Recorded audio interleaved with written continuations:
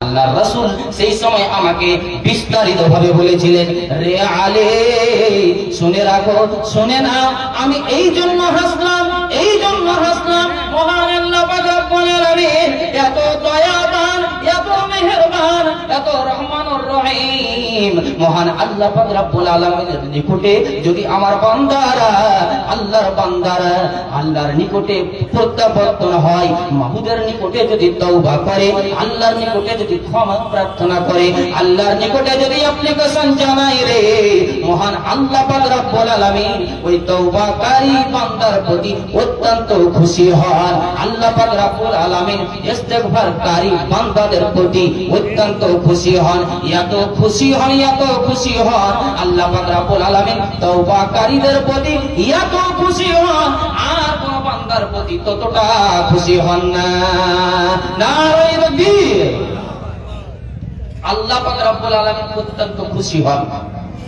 জি, আমরা মানুষ রূপে আমরা প্রাণী, এই মানুষ হিসাবে যদি কেউ অপরাধ করে, কারো অপরাধ দেখি, আচ্ছা অপরের কথা ছেড়েই দেন, আপনি আপনার ছেলে যদি আপনার অবাধ্য হয়, আপনার কথা মোতাবেক না চলে,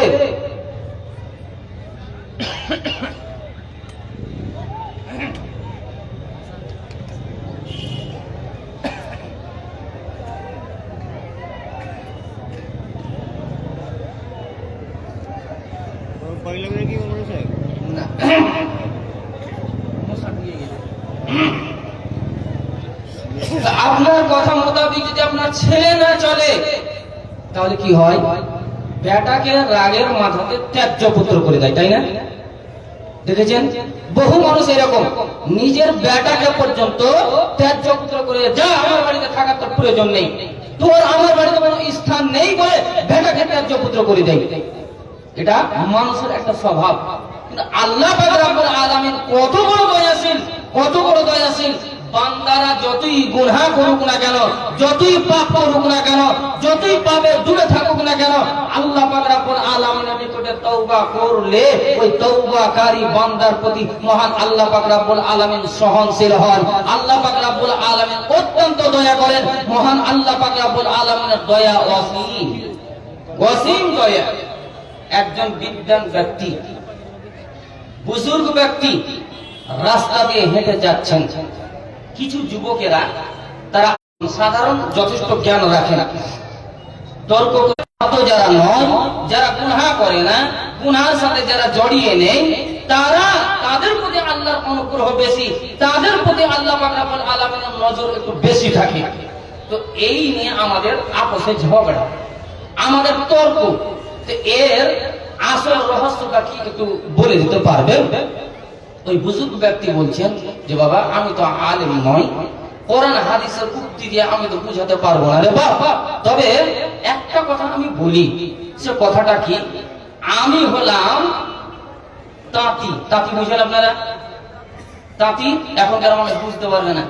তাঁতি কাকে বলে গো? কেউ একজন ঠোঁট দুটো হিলিয়ে বলেন তো। যারা গামছা বোনায়, রাইট আনসার, যারা গামছা বোনায় তাদেরকে তাঁতি বলা হয়।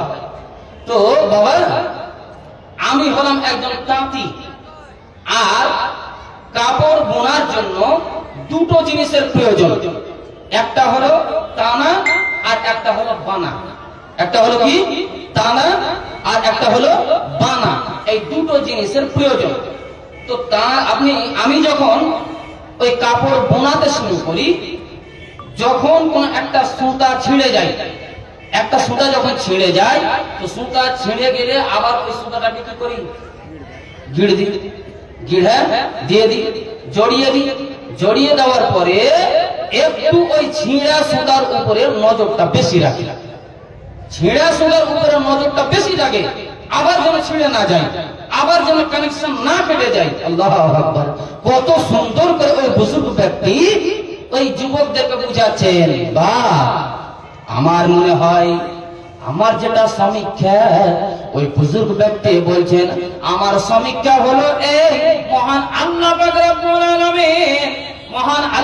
রব্বুল আলামিন নজর দেন ওই সমস্ত ব্যক্তিদের প্রতি, ওই সমস্ত বান্দাদের প্রতি যারা নিজের জীবনে অনেক পাপ করেছে, অনেক গুনাহ করেছে, গুনাহ করে করে করে করে নিজের গুনাহকে স্মরণ করে, নিজের পাপগুলোকে স্মরণ করে আমার নিকটে প্রত্যাবর্তন হয়েছে।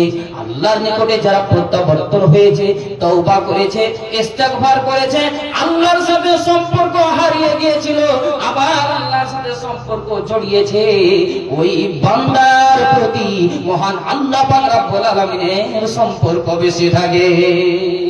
জি, আল্লাহর সম্পর্ক ওই তওবাকারীদের প্রতি বেশি থাকে, নজর বেশি থাকে আল্লাহ পাক রব্বুল আলামিনের। আমরা কোন দোয়া মুলাই যে আমাদের জীবনে পাপ নেই, এই কথাটা কেউ বলতে পারবে? কারো অথরিটি আছে? বলতে পারবে? কেউ বলতে পারবে না যে আমার জীবনে পাপ হয়নি। ইনশাআল্লাহ কিছু কথা আরো আপনাদের সামনে বলবো। আমার ভাইয়েরা, আব্বা জানেরা, দাদারা, নানারা, আমার পিছনে আরো বাঘা দুইজন বক্তা আছেন। জি, ইনশাআল্লাহ ঠিক ওনারা আপন সময়ে চলে আসবেন। সকলের জন্য সময় বরাদ্দ করা আছে, সময় নির্ধারণ করা আছে, আপন আপন সময়ে ওনারা এসে উপস্থিত হবেন। তবে সকলে আমরা অবগত, আমরা যেন আজকে দিনাজপুরের মতো না করে দিই। দিনাজপুরের দিকে এই যে একটু ওনাদের খারাপই আমি দেখেছি, বহু জায়গাতে, অনেক বক্তারাও দেখেছেন, বহু জায়গায় গেছি।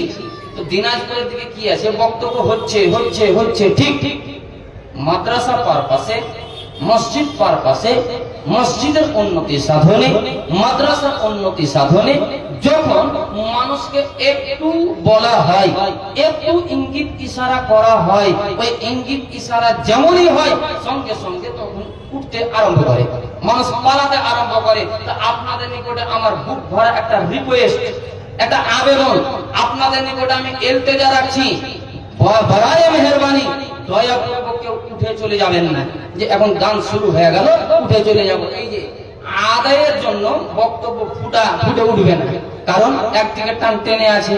মসজিদ বারবার বারবার আমাকে আপনাকে ডাকছে, মসজিদ আপনাকে আহ্বান করছে, এই মসজিদের ডাকে আমাদেরকে সাড়া দিতে হবে। আচ্ছা, কি পরিমাণে আমরা সাড়া দেব এ কথা আজকে আমি বলবো না, শুধুমাত্র এ কথাটাই বলবো, আমি যতটা শক্তি রাখি, আল্লাহ পাক আমাকে যতটুকু ক্ষমতা দিয়েছে, আমাকে যতটুকু সাধ্য দিয়েছে, সাধ্য অনুপাতে, শক্তি অনুপাতে দান করব।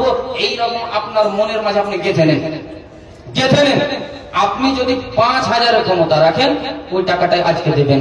আপনি যদি 5 টাকার ক্ষমতা রাখেন, সেটাই আপনি দেবেন।